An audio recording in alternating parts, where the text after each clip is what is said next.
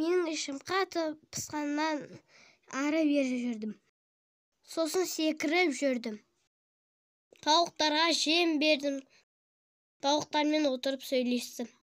Далада ары бері жүріп шаршадым, үйге кіріп ұйықтаймын.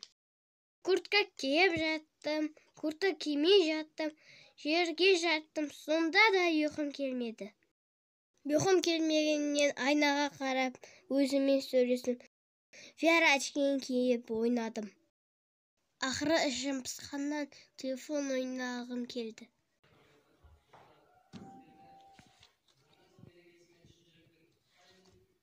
Сосын мен хакер болу керек деп ойладым.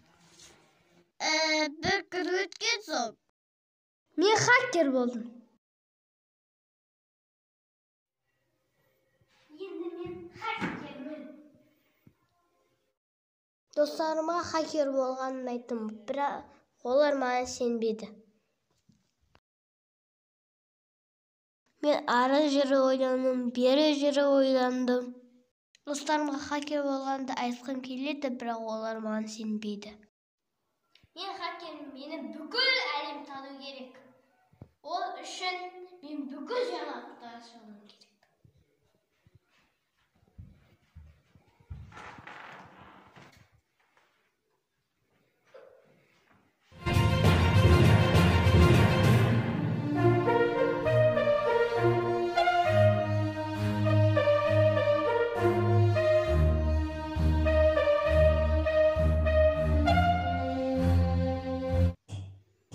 Бұл шұғыл жаңалықтар топтамасы. Мен Пәленшеев Түленше.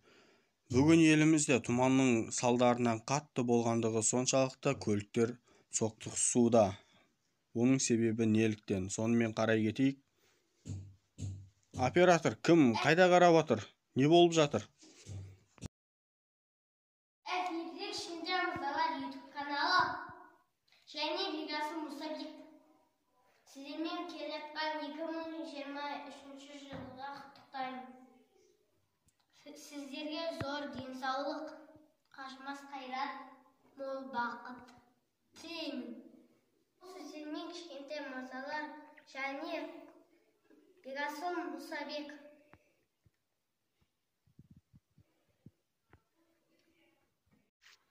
Сосын біздің видео аяқталып, біздің видео 10-ша лайк басып, біздің ана тіркеуіне телетіңіздер.